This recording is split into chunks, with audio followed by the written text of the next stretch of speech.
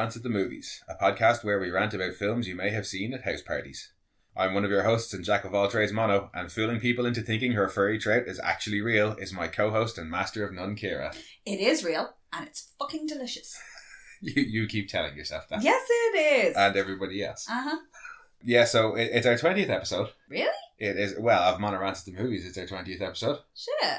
Yeah, so I decided that I'd try and make lightning strike twice, in that for some reason our Crying Freeman rant is by far our most popular episode. Yeah. It has literally tens of plays. So I thought I'd try and replicate that magic, and we decided that this week we'd cover the also Christophe Gans directed, also Mark Dacascos starring. With some Mark Dacascos ass. Yes, most important. Maybe that was what it was. It is the Dacascos ass. Maybe in fairness, like I'm pretty sure he has a must-have bare ass shot in his contract. Maybe that's what it was. Maybe people were like, hey, fairness, Crying Freeman, that's that film where Mark Dacascos shows his ass. Let's see what two random Irish people have to say about it. That's it, yeah, that's mystery solved, I think. Also, neither getting is Peter. Neither's Johnny Peter.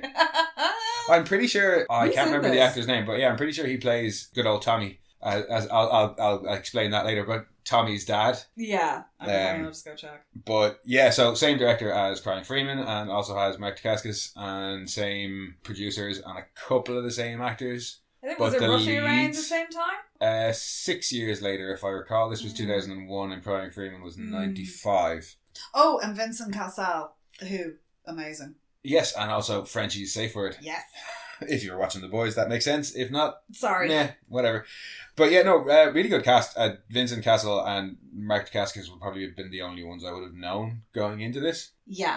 And even then, I was only vaguely aware of Vincent Cassel. I think I came across this on a bit of a werewolf buzz. Yeah. When I was like hunting for good werewolf films and things like that, and I came across this, and this isn't a werewolf film. No, not strictly a werewolf film, but also not strictly an anything film, because it's got so many genres. But was like, ooh, Brotherhood of the Wolf. Read the back of it. Probably was in a bargain bin in fucking Extravision.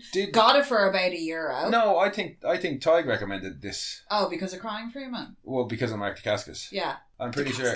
Sorry, I can't. And you gave out to me when I first said Mark Dacascos. I know, but it's in there now. Like Martouf. Martouf. Yes. Oh, no! Yeah, shout out to Getting to Gate for that one. Oh, it annoys me every time I see it. Yep, ruined it for you. Yeah. But has it ruined Mark Dacascos' ass for you? No, his big bald head though does. Now in Iron Chef, it's weird, I don't like it. Well, I mean, this and Crying Freeman were 21 and 27 years ago, respectively. I know. So, like, you know, he does age. I know. He's not, what's his face, Paul Rudd. Yeah, he doesn't age, it's weird. I'm pretty sure he's a vampire. Way off track. What were we talking about? Where we first... Yeah. No, I know what we're podcasting about. We're not that bad yet. Yeah, no, I think might have been on a bit of a werewolf movie buzz and came across this. I reckon it was Tig. I reckon I made Tig. Shout out to Tig. Yay. Recommended this. And some other good films. And Gormenghast, which is amazing. Which, we'll probably eventually get around to covering as well. As for this, I really enjoyed it from the first time we watched it. I actually, tell a lie, I saw this on Channel 4. Did you? Yeah, it was on Film 4 one night. Remember Channel 4 used to actually show good movies before they became films? Yeah. But this, I think, was on like a Saturday night coming up to like Halloween or something like Euro that. trash. Yeah. What a legend. Yep. But I think this might have been on like Film 4 because that's where I saw Dog Soldiers for the first time. It's definitely a Film 4 kind of film. Yeah. Definitely. And it's really enjoyable. I wouldn't describe it as any one kind of genre because it's historical fiction. There's a little bit of werewolf stuff. There's definitely it's also based action. on a true story. Based on true events. Yeah, no, like there was an actual like big ass beastie running around rural France eating people in the 1600s. 1760s, wasn't it? Oh. But I have it somewhere in my notes. 1764 to 1767. Yeah, and killing around 100 people, often in bizarre circumstances. Rumoured to be up to about 500, but this was kind of in the lead up to the revolution. Yeah. And there was uprising, so presumably some were, attributed to the beast.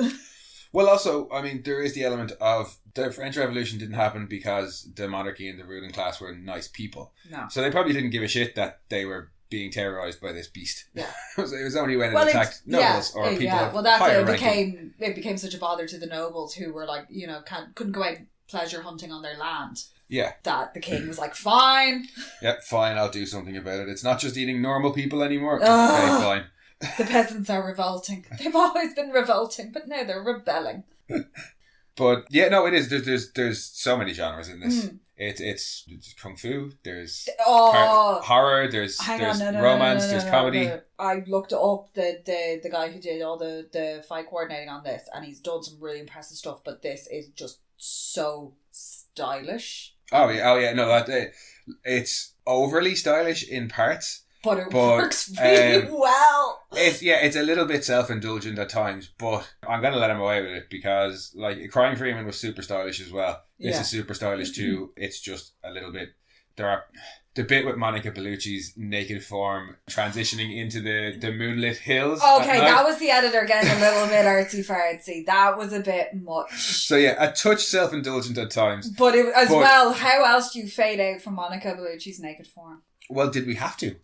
No, why did she have to put clothes on for the rest of the film? Yeah, there's a good 40 minutes left in the film at that point. Just leave that up there. I don't think anybody would complain. No, she's an absolutely stunning looking woman. I wish I looked like her.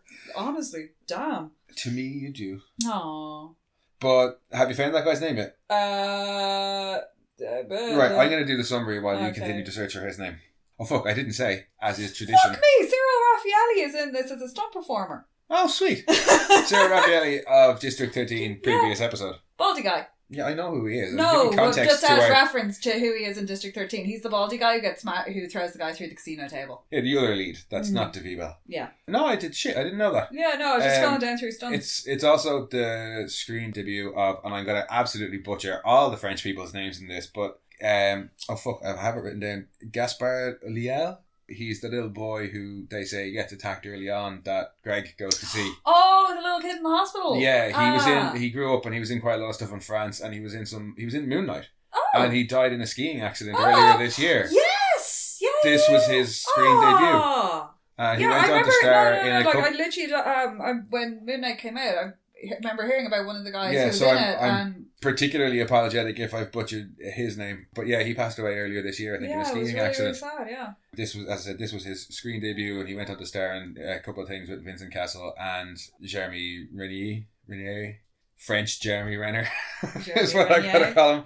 French Jeremy Renner and Gaspard were in a couple of things as well. I was supposed to do a summary. Yeah. This is a really loose episode, guys.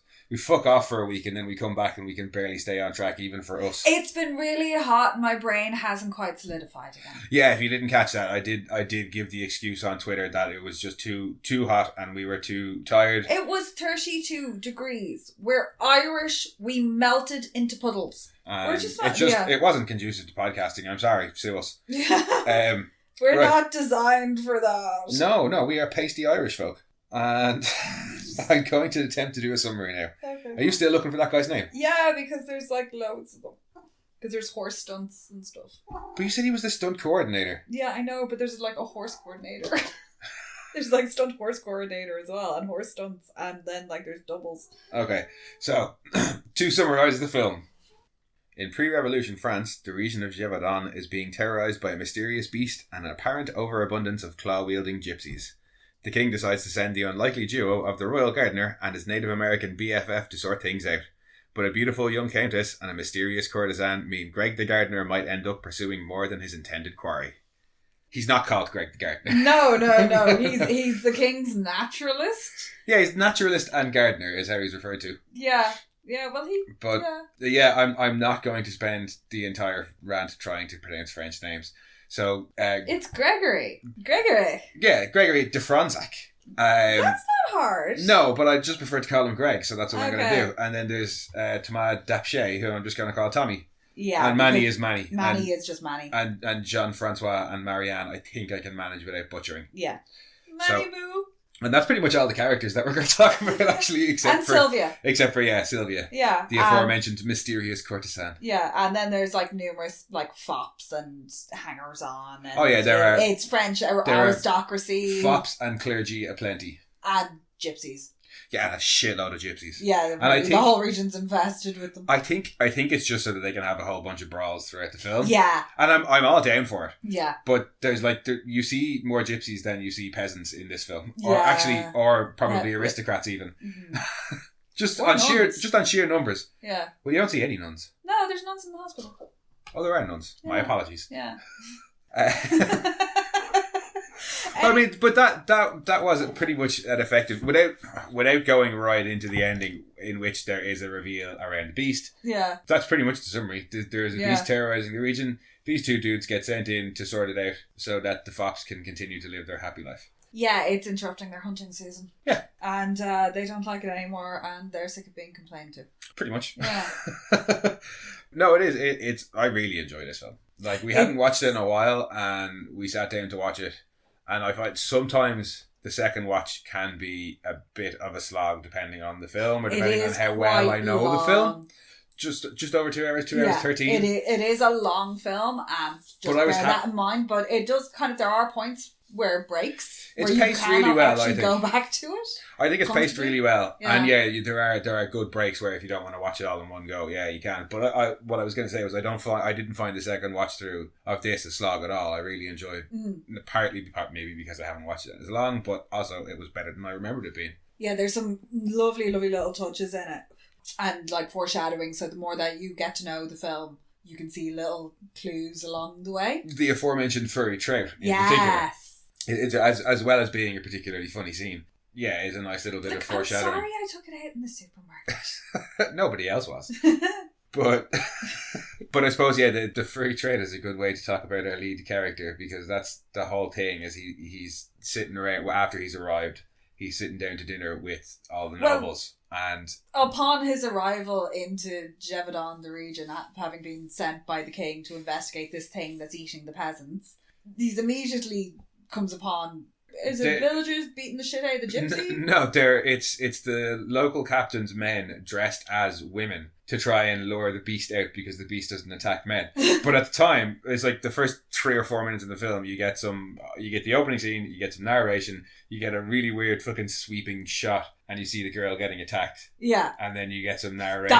That girl getting attacked at the rock is kind of hilarious. Yes. It's like, especially when it's like, obvious dummy, person. Obvious dummy, person. In fairness, she's getting smacked against the rock. Oh yeah, she's getting full body hammered against the giant rock face. So that is actually, because that said, like, that she's running for her life at the start of it, absolutely terrified, trying to get away. So that kind of, and it's broad daylight as well. Yeah. So that kind of sets the tone for what this thing is and how deadly it is, because it doesn't even eat them; it just leaves them there. Yeah.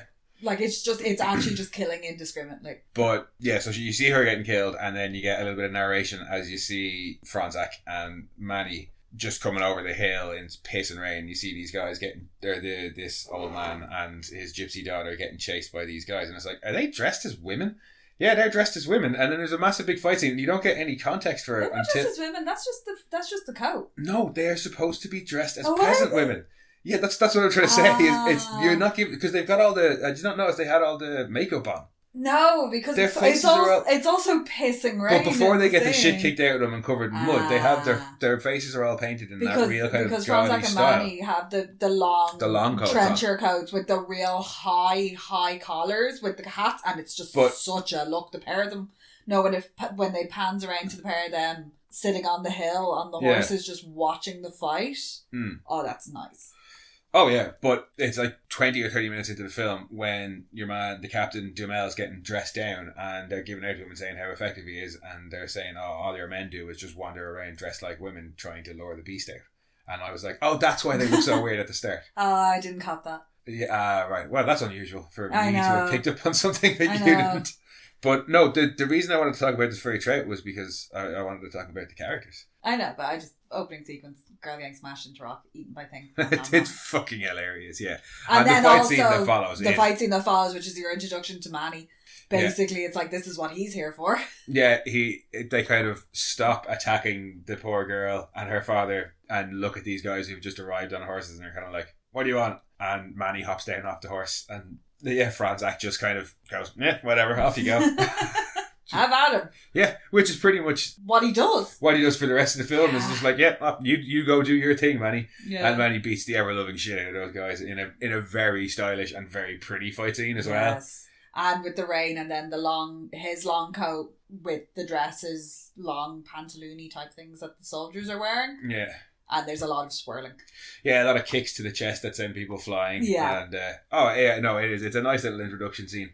And in fairness, there's not an awful lot of action that follows on from that. No, he just kind of puts them down and then it's like, oh, you've been attacking my men. That happens later. Oh, no, but just in terms of straight up like action and fights, there's that. And then there's the small fight later on before they go on the hunt. And then there's not really anything until the action at the end. So I think it is a little bit of the director being like here you go.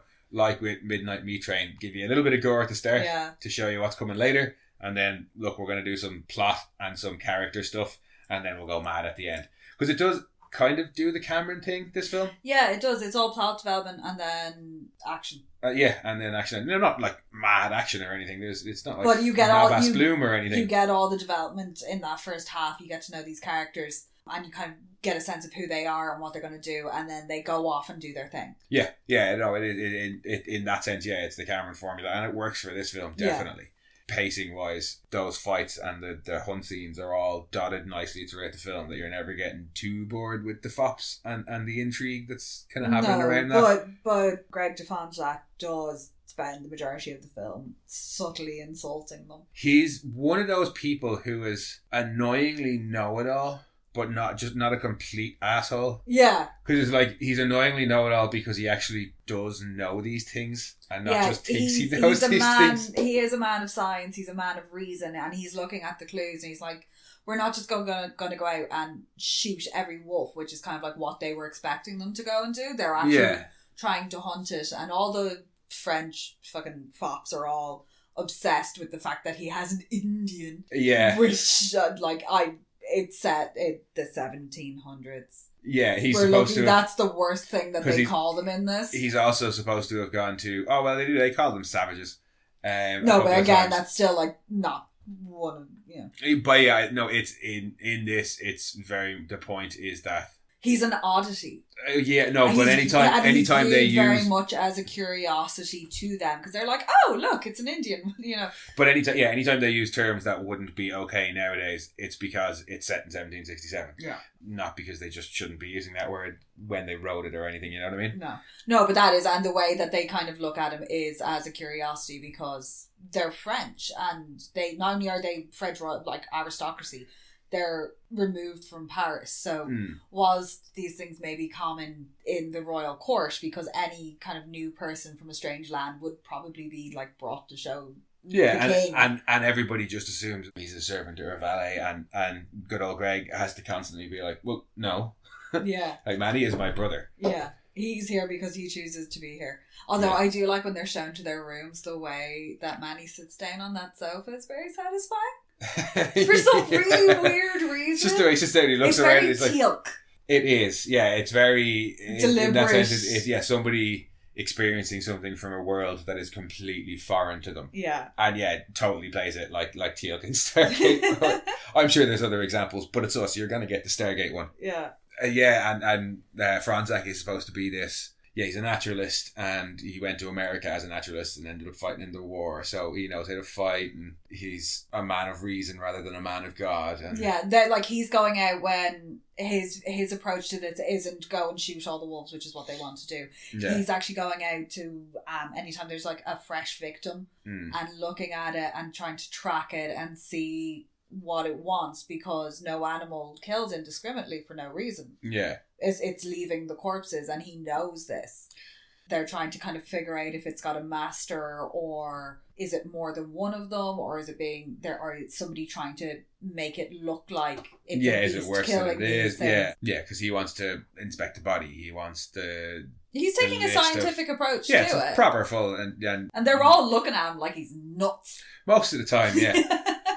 And the only time that they, early on anyway, that they're like actually believing everything that he has, and not treating him with any kind of skepticism, is in that furry trout scene. Yeah, when he produces it at the table. And they're like, oh my god, he's actually got a furry trout, like this is insane. One person cops that it's actually fake, and he kind of goes, yep, it is. Oh yeah, and that's Vincent Castle, who's like weird. Oh, he's awesomely weird in this. Who's he, Jean-Francois? Yeah. But he was off you know, in the war in Africa. Yeah, because you get a bit of that. Well, he's only got like one arm. He's missing an arm, yeah. And he says that, he kind of like, I too am a bit of a traveller, like. Yeah, like I went off to the wilds of Africa while you went off to the wilds of America. Yeah, and we're the same, you and I, but yeah. Nah, you're not. No, you're incredibly cruel and just kind of weirdly off-putting. Like, I don't want to be in a room with him. There's just something about him that makes my skin crawl. Oh yeah, that's absolutely how he plays it. Like he's a very, very disturbing man. He's the kind of he's the kind of person who would stand just ever so slightly too close to you. Yeah, and even though he's probably the only one of the aristocrats who's like actually fought, he still comes across as like the foppiest of the lot of them. I think it's because he only has the one hand too. He's got to like out-fop the rest of them. But he's very sneering and cruel as well. Yeah, but also it doesn't help that Vincent Castle's face kind of looks like that. Well, it does help. Because even the character, he's in Black Swan as the artistic director, and again, a very kind of cold role, but even when he's trying to be warm and friendly at like the mixer where they're trying to schmooze up all the rich people who fund the ballet, he still is extremely off-putting. Yeah, well, he did, that was one of the bits of trivia, was that he initially refused the part until they creeped it up a little. God. I don't want to go into more detail than that. But yeah, he insisted that they were like, no, this character isn't despicable enough. It's not nearly despicable enough. I needed to go up to 11. So, no. I forgot that my brain hurts. I realised that he was actually incredibly similar to Richard Brake's character in Doom. He kind of is of Goat. Yeah, no, he's not Goat. That's the thing. I never Portman. Yes. Portman the perv. Yes. Yeah, he is. He's also, I mean, not counting the beast itself, he's kind of the antagonist of the fops. You know what I mean? He's the most hostile towards Franzak when he shows up. But he's also like, I'm back from Africa and I'm the master hunter, and it's also very much a point of pride for him to be the one to kill the beast, because it's his land and this is like supposed to be what he's protecting, and how dare they send in somebody else? There is a good bit of that going on. Yeah, I think that's definitely a part of it. And that's why he's like, we'll get on side and we'll go and hunt it together, and Franzak's like, no. Whereas kind of a counterpoint to him is the sister. Well, no, I was going to say the Tommy. Thomas Dapshay, the young count, who's very much kind of wide-eyed and idealistic and seems to be like, Franzak, you're so great, you're from Paris and you're... Do you know any actresses? You know, he's this, he views him as this widely travelled, worldly wise man who, he has the bit about like, what's playing in Paris this season? Do you know any of them? Can you introduce me to any of them? Yeah, bless his cotton socks. He's a bit naive, isn't he? He's going to get eaten up in Paris. Well, I definitely say, I get the impression that he's one of the ones who's like, when he's given that at the start of the film about like, the actresses and this and that and the other in Paris, and are you going to hunt this, and you've got an Indian friend, and I was like, you're going to be the first to die. But he's not. No, surprisingly, he's the innocent one that has to survive. And I was going to make a joke. I said to you a couple of days ago about when I spotted what his name was, that it was basically French Jeremy Renner. Yeah. I was going to make a Hawkeye joke. Baguette Hawkeye? Yeah, about like firing baguettes instead of arrows or something like that. Because I completely forgot, and I genuinely forgot, that his weapon of choice in this film is not a bow and arrow, but it's a crossbow. Yeah. And I was like, fuck, I completely forgot that. Yeah, he's quite handy with it too. Yes, in fact, that's one of the things that old Greg says to him is... I'm old Greg! Old Greg! Come on, Jana! But yeah, one of the things Franzak says to him is... drank Baileys from his shoe. Trying to get back to the point. He says the weapon is best used in Tommy's hands and nobody else's. Yeah, that's because everyone else is kind of shit at it. He is also kind of one of the only ones who seems to give a shit about the peasants. Yeah, but he's still kind of young and naive and visits the brothel. They're the only other people he knows. Everyone else, like everybody of his class, is old. True, and yeah. Doty. Or Jean-Francois. And I don't blame him for not wanting to hang around with Jean-Francois either. Or Marianne. And to be perfectly honest, he's not allowed to be kind of alone with her, even though they've been friends since childhood. Well, as he refers to her as the most elusive quarry in the country. So I think he's like, I don't have a chance with her. Yeah. I think he's also got like a crush on her. Well, wouldn't you? Oh, there's nobody else really around, is there? Well, there's Marianne and there's Sylvia and then there's Marianne's mom. Yeah. And that's about it. Yeah. But she is quite pretty. She is. And she's... Well, she's got a bit of characterization to her. Yeah, well, she goes out on the hunt with them. She stands up to her brother a lot. She's very what you would expect a French aristocratic woman to be doing. Like, she's not at home doing fucking needlepoint. Like, yeah, and she is... she's a damn good shot, too. And she is constantly kind of challenging Franzak's idea of who she might be. Yeah. Like when the I keep coming back to the furry trait. Yeah. But she's like, oh, I suppose you think we're all idiots then. And then later on, there's a couple of times where she makes comments like that, where she's like, you know, there's another, when she runs off with the horses, when she says something about him being forward and he says, oh, well, I always am when I'm in love. And she's like, we've barely met. And he says, oh, I wasn't talking about you. And she runs off. Oh, when they're in the church? No, before when they're in the ruins of church, yeah. But yeah, you do get that she wants more than the kind of aristocratic life, and she doesn't just want to be. But she won't just run off with the first person who offers her a life outside of. Yeah. She wants more than this provincial life. Yes. And Franzak in this being kind of Gaston-y with the pushiness. He is, yeah. He's a little bit on the pushy side, all right. Yeah, just a tad. Yeah, you can hardly blame her for playing hard to get. No, yeah, he's kind of a similar ilk of everyone else that she's around as well. So, like, even though he's a man of science, he still has some of the same tendencies towards women as the rest of the aristocracy, which is to not take her seriously and to kind of pat her on the head and send her running on her way. Yeah, and in fairness, the only other... She's kind of just there to be decorative. I think there's probably a bit of Franzak that just wants things that he can't have. Because when they go to the brothel later, the first thing the only courtesan he has any interest in is the one who's all aloof. And it's like, it'll cost you dearly. And not just money. I set my own hours. But... He wants that one. But yeah, he immediately walks through, and it's like he's never been there before, yet he somehow knows to walk to the back of the brothel where the most expensive and mysterious prostitute Are is. all brothels set up the same with the, like the higher up the floors you go? But yeah, I think he does seem like a man who's kind of after the unattainable. Yeah. Also, could we point out the accents in the brothel? Oh, that was on the hilarious. English dubbed one. On the dubbing, one of my favourite bits about it was the fact that when they go to the brothel, all of the girls in the brothel are like cockney. Yeah. It was just like, I can so picture a French director being like, well, yeah, let's just make all the whores English. Make them working class English. Because we hate the English. Yes, they do. That's the only part they have in this film. It is hilarious. Yeah, it's only in the dubbed version though. Especially when your one runs out of the room of Maddie and she's like, I'm not lying with a sorcerer. It's terrible. He has tattoos, so he does. And it really is that bad. Oh, it's truly awful. It's really bad. But that's where we get introduced to Sylvia. Yes. Played by Monica Bellucci. And she is kind of just that like mysterious courtesan cliche for most of the film. Yeah. She's got like... She has secret knowledge. Yeah, and a tarot cards, and she's kind of dangerous because she draws a knife on him when they're doing the deed. Getting jiggy with it. Yes, getting jiggy with it. Sorry. You should be fucking sorry. But yeah, no, there's not much more to Sylvia than that at the start. Sexy danger. Kind of like putting your dick in a blender. Yeah, it's the femme fatale. But I mean, it's Monica Bellucci, so we don't care. No. We have no complaints. No.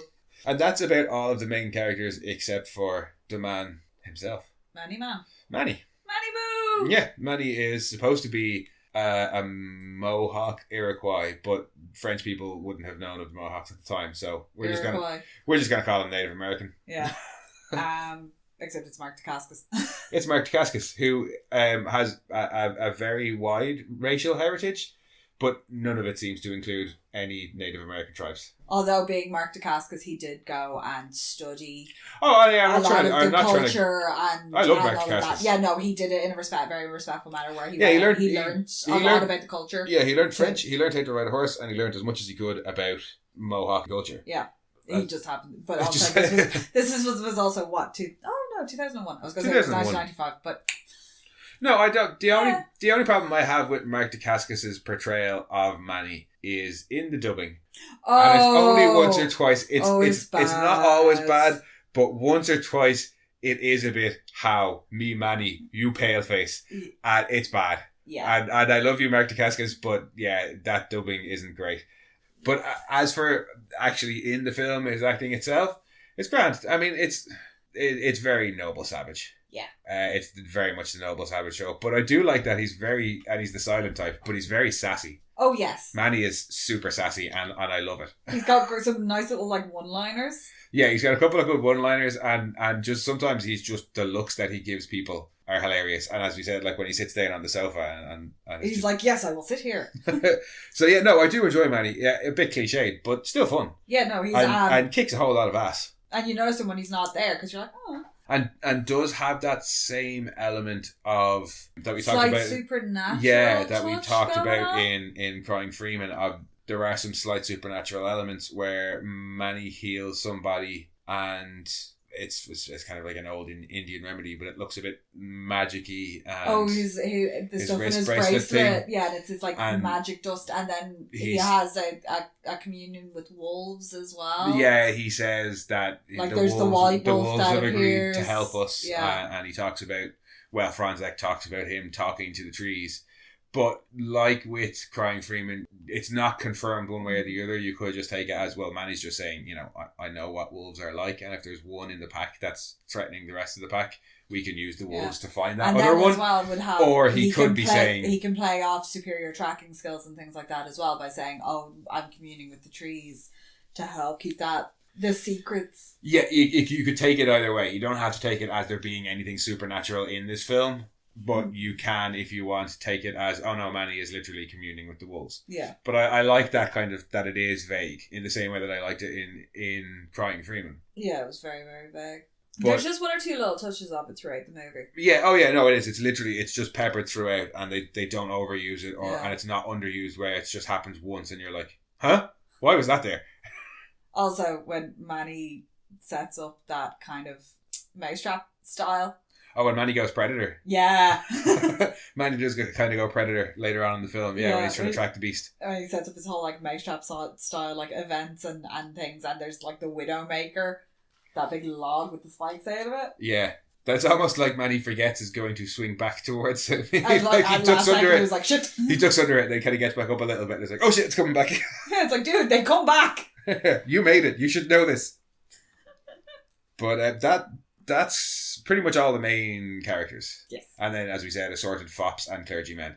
And many, many claw-wielding gypsies. Yeah. I do like their claw things, though. Their claw things are cool. Yeah. And it is worth pointing out the old man who's getting beaten up at the start and is supposed to be like a healer. That's the whole thing, is that he's like, oh, we healed their horse and now they're refusing to pay us. Yeah. But the character shows up a couple of times throughout the film. And he is actually supposed to be Jean Chastel, is the name of the hunter/farmer who actually killed a massive wolf, generally thought to be the Beast of Gévaudan, back in 1767. Yeah, everybody, it is worth mentioning that every character in this film was alive during the reign of... Yeah, all the counts and which one was it? Louis XV? Oh, I don't know.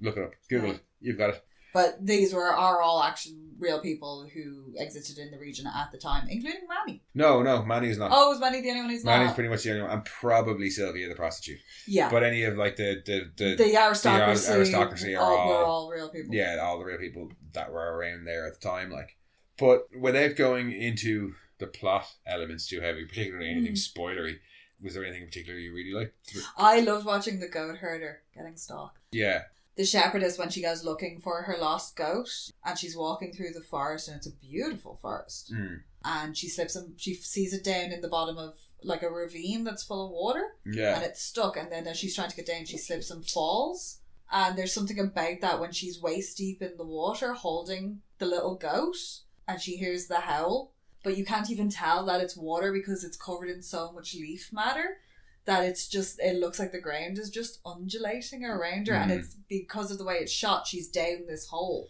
and it looks like she's completely trapped They do a great job of making water look really pretty in this film. Yeah, no, there's something about that scene where she's holding the goat or the lamb up to her and she's waist deep in this leaf-filled water and it looks the same all the way up the sides of this ravine. It's all covered in this leaf litter. And just the fear when she hears that wolf howl. Yeah, no, that's one of the really nice and really well shot scenes in it. That's not and then she proceeds to eat that sheep and fucking scramble her way out. She's just like, fuck you! Well, everybody's looking out for number one because the dog fucks off too. Yeah, her dog leaves her. Yep. But I just love the fact that she's just like, she looks at the goat and just goes, fuck it. Yeah.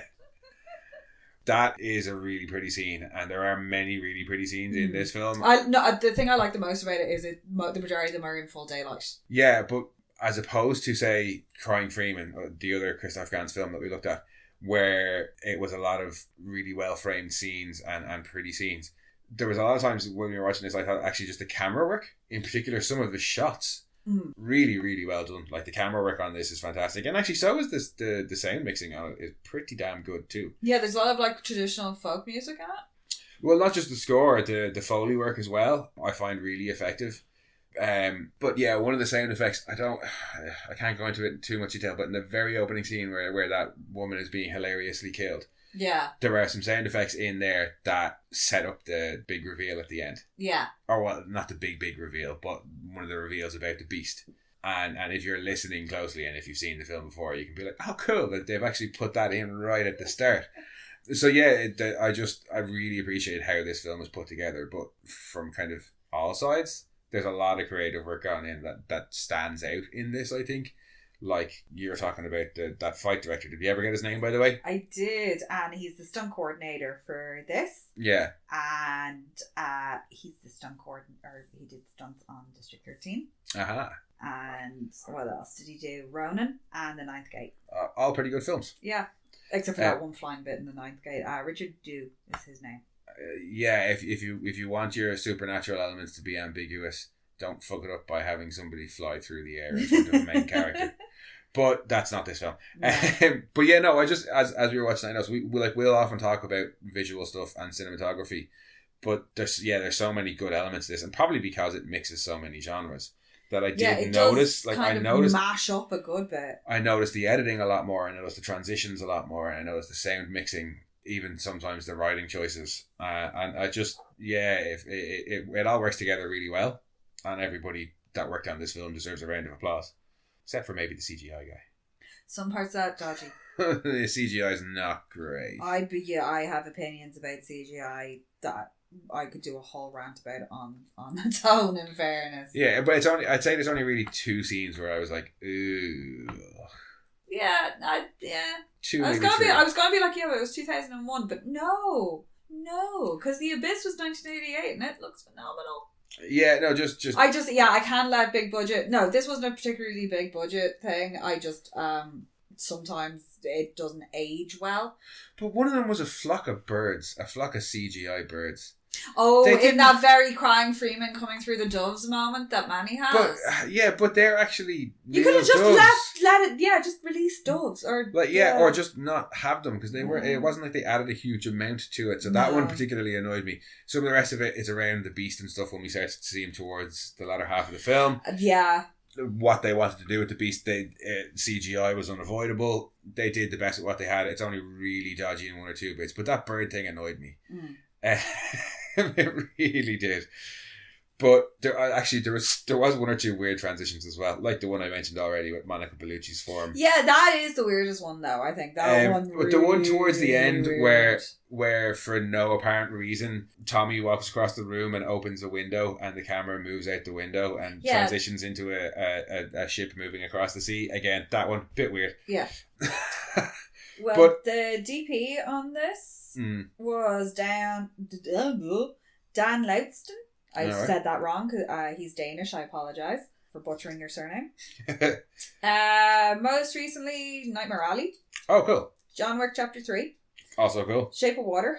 The fish fucking film. Yeah. Grinding Nemo. Oh, God. Grinding Nemo is my favourite alternate title for the fish fucking film or The Shape of Water. John Wick 2. Alright. Crimson Peak. That funky vampire one. Oh, cool. We don't need his whole filmography. It's no, but he's done many things as DP. Yeah, no. Silent Hill. Everybody on this seems to be pretty well established now. Ooh. From behind the scenes. He did The League of Extraordinary Gentlemen, which I'm particularly fond of, even though it is trash. Well, that's why we're fond of it. Yeah. Because it is trash. But yeah, no, with like the stunt coordinator and even some of the writers and stuff like that, the other behind the scenes people that we've looked up all have gone on to do quite a lot of stuff. He did Mimic as well, and that was before this. Oh yeah, and before this, I'm not saying that this film launched him or anything, but there was a lot of talented people involved in this film, and it comes across. It is a beautiful film. 90% of it, I really enjoy. There's one flashback scene that's shot kind of weird. It's like flashback vision. Not great. The little girl who survives the attack. I'm drawing a complete blank. She climbs into the hole and she's getting chased by the beast, and it's all in weird flashback vision. Oh, yeah. The one where like you can see things in like beast mode. Yeah, it's like it's supposed to be beast mode, except it's from third person, and we can see the little girl running away, and we can see from her point of view, but we never see from the beast's point of view. So it's weird. Yeah, and it's got like that weird effect on it. Yeah. I think that was just somebody being like, hey, let's check this out. But I still, definitely a film that I will continue to rewatch many, many times, I'd say. Yeah, you do kind of have to be in the mood for it. Yes. Just given the length of it. Well, I'd say give it a watch if you haven't seen it, and decide for yourself. And then, after that, you kind of know whether or not you're in the mood for it. Partly because it's long, and partly because it's like, we're like, oh, I want to watch an action film, or I want to watch a horror film, or I want to watch a martial arts film. You kind of have to go, I want to watch Brotherhood of the Wolf, because it's such a mix. And it works for it, like. Sorry, I just found that brilliant quote you're trying to remember from Manny. Mm. All women are the same colour when the candle blows out.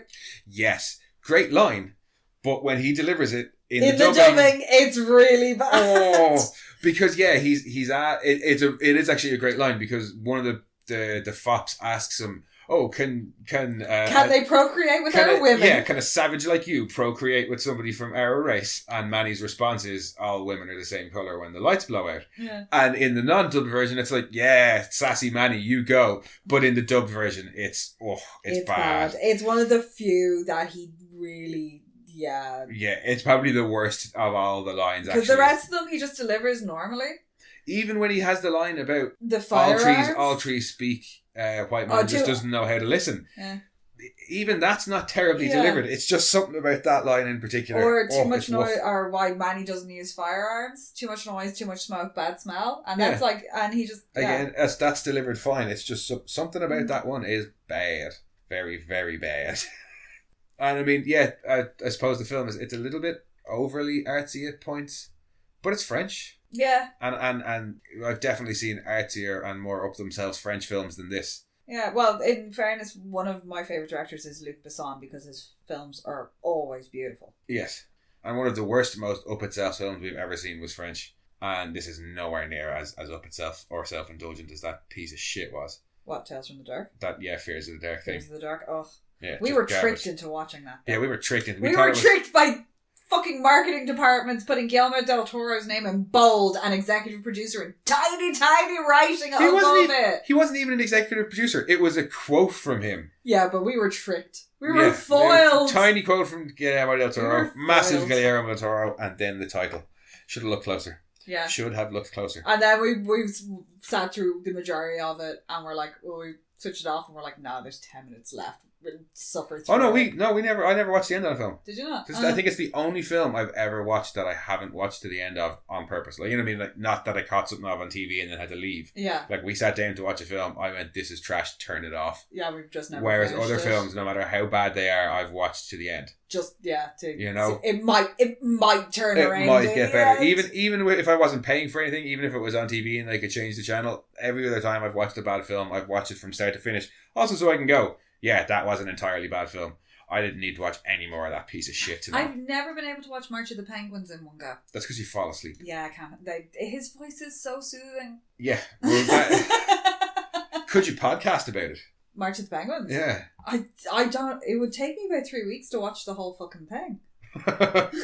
Probably, yeah. Between naps.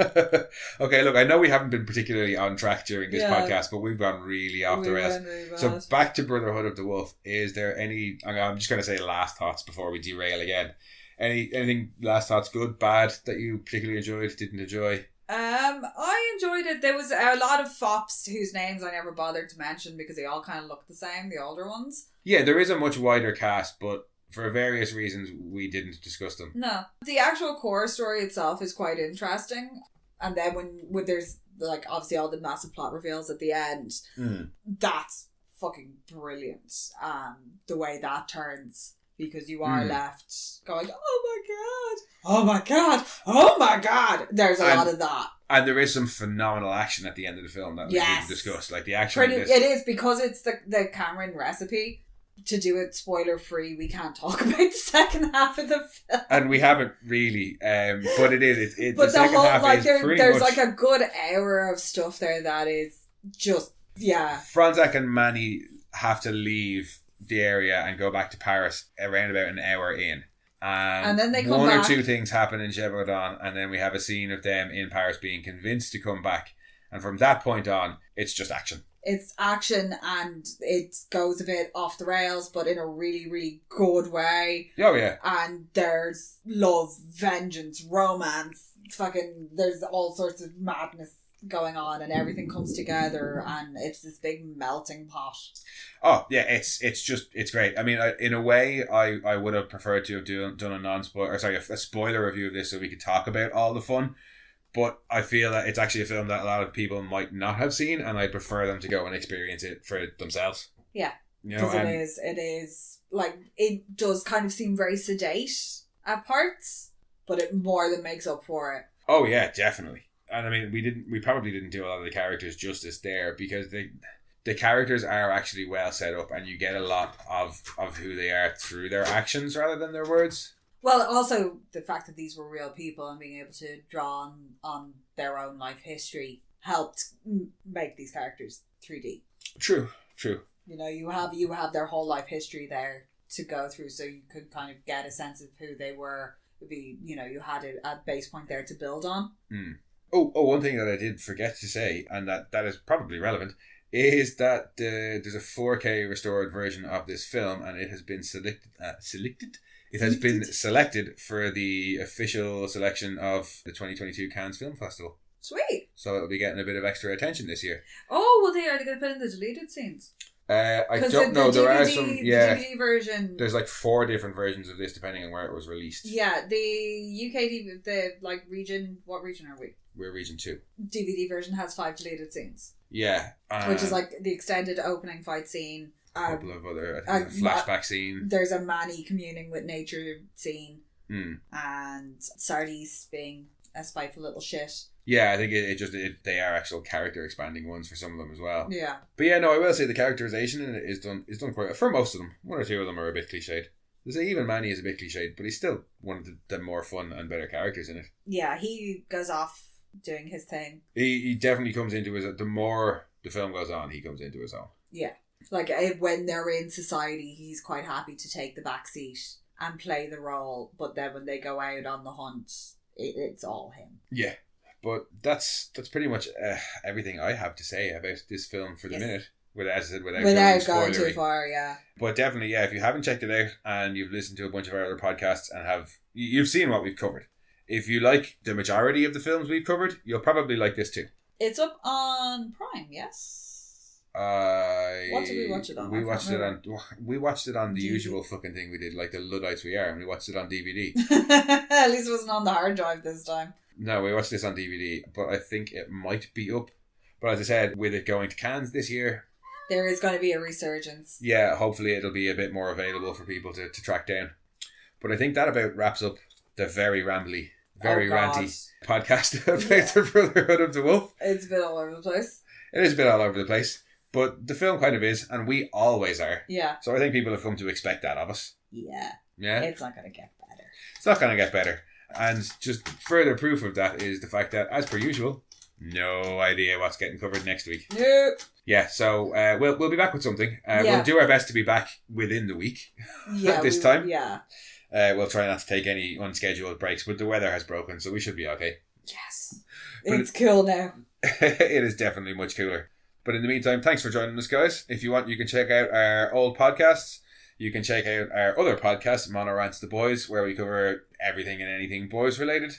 And if you want to come and chat with us, you can find us on Twitter at rantsmono. You can find us on Instagram at monorants_the_boys. Or you can send your own rants to monorantspodcast@gmail.com. And we'll see you next week. Bye-bye. And fooling people into thinking her furry trout is real is my co-host and fucking asshole.